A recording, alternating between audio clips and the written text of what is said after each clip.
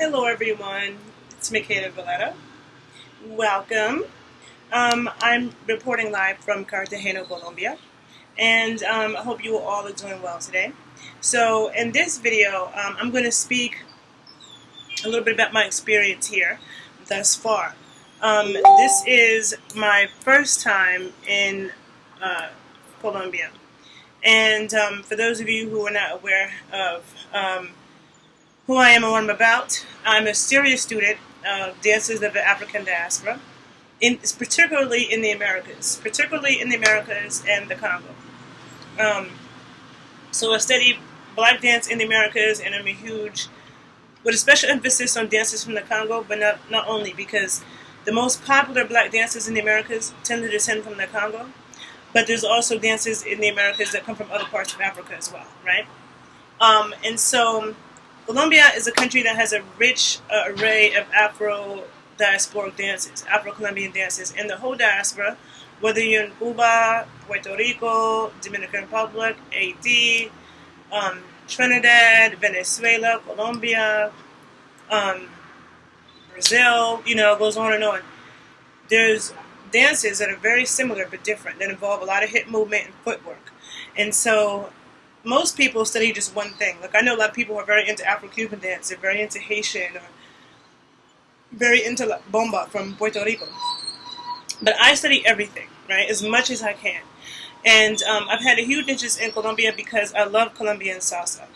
And I fell in love with it when I was in college, and one of my best friends, she's Colombian, and she's from Cali. And I love the spice and the African movements that they put in their salsa. Salsa means, like a sauce, right? And so salsa has different flavors depending on whether it's from Cuba, from Nueva York, from Puerto Rico, from Colombia. They mix in their, traditional local rhythms. Just the same thing is true with reggaeton. Like, I noticed a lot of Spanish-speaking countries, reggaeton is very popular.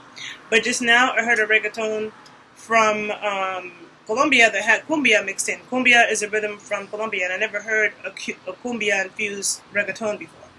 But I have heard it fused with Dominican and Puerto Rican rhythms. So it's very interesting. And then in Cuba, they love reggaeton too.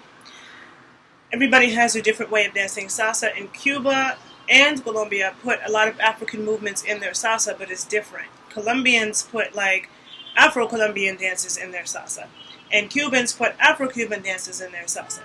And last night I went to a school called Crazy Salsa in Cartegena, and I took a class on champeta. Champeta is an Afro Colombian dance, just like ballet. There's many of them, right? And so the movement, there's many different styles. I'm like thinking in Spanish. I'm trying to speak in English. There's many different styles of champeta. But the movements, there are movements that I've seen in Brazil, in Haiti, in Puerto Rico, in the U.S., in the Congo. There are so many steps that were familiar, and they might have been executed a little bit differently.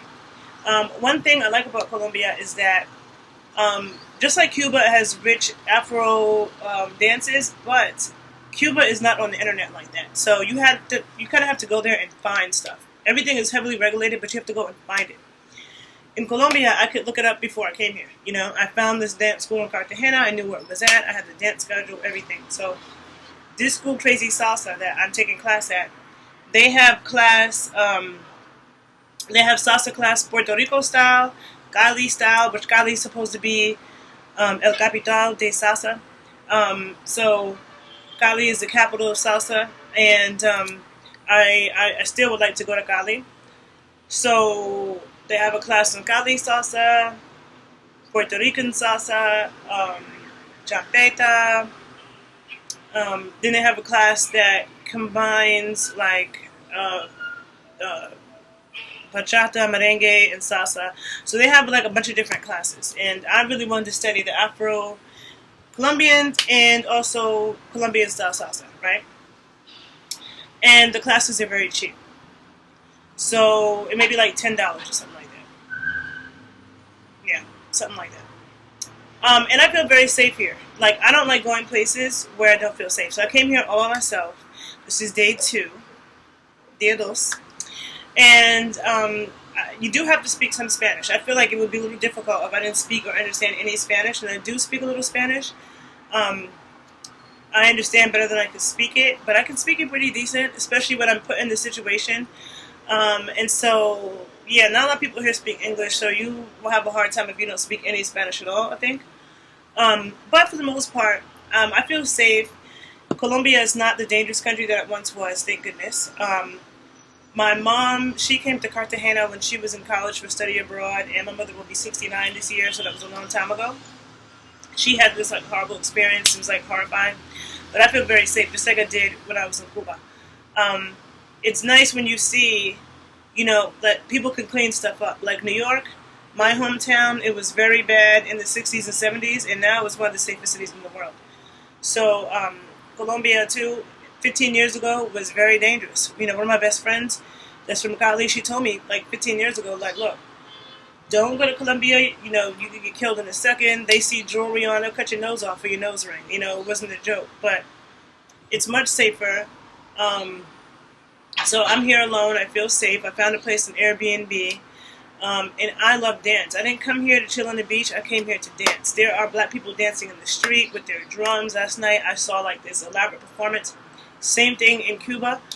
In Cuba, especially in Santiago de Cuba, which is different than Havana. Santiago de Cuba, there were like big performances, like 3-hour productions in the street with elaborate costumes that were amazing.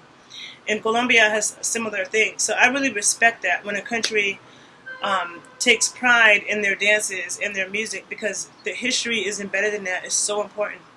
And if somebody, wanted to study Afro-American dance, because there's many Afro-American dance forms, like if you go to Chicago, you find Chicago step and you find Chicago house music. If you go to New Orleans, you got New Orleans second line and you have bounce. You go to Atlanta, you might got trap music and twerking. New York, you got a big salsa scene, hip hop, New York house music. Back in the 30s, it was Lindy Hop, or people call it swing. So there's tap dance. There's many different kinds of Afro-American dances, just like there's many different kinds of Afro-Cuban dances. So in Cuba, Havana is a lot of salsa music, but the rumba is in matanzas. And you go to Santiago, they're dancing the Haitian stuff, they're dancing to Dominican stuff, they're dancing to Afro-American stuff, African stuff. So it's like different flavors depending on where you go in Cuba. Same thing is true with Colombia. There's different styles in different parts, but Colombia is very black though. So I'm in Cartagena now, and I plan on going to Medellin in August after attending an Afro-Cuban dance conference in Miami. And I still want to go to Cali and Barranquilla. So there's other parts of Colombia I want to go to. I'm not done with it. It's easier to be in Colombia than it is to be in Cuba because they take U.S. cards here in Colombia. They do not do that in Cuba. In Cuba, you can't even get more money. So when you go to Cuba, you have to go with what you need because you cannot get money from the ATM or the bank. Nobody can wire you money. And in Cuba, the internet is not everywhere. You have to you can get the internet, but you have to jump through hoops. In Colombia, the internet is way more accessible. So it's easier to be here for that reason. But it's a much safer place, and I recommend that you come visit Colombia, come visit Cartagena. I know there's a lot of Americans going to Medellin. I will be there in Agosto to see what that is like. But I'm going to go find some dancing to get into tonight. It's getting dark. So I hope you guys have a great day and check out Colombia. Bye-bye.